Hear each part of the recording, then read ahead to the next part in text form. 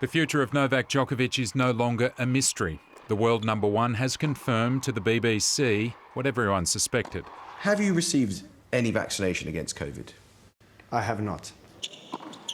Make it 9 for Novak. With 20 Grand Slams to his name, Djokovic was desperate to win more than his competitors Rafael Nadal and Roger Federer, to be statistically the greatest male tennis player of all time.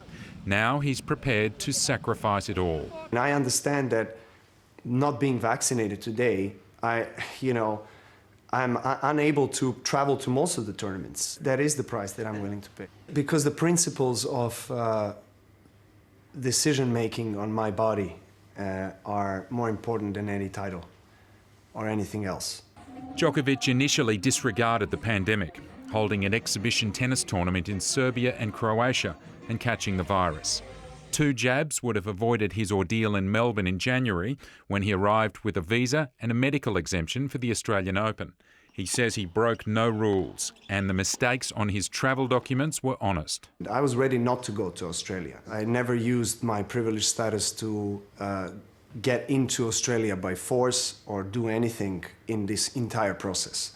So I was treated as anybody else. He was detained alongside refugees and asylum seekers before being briefly released by a court.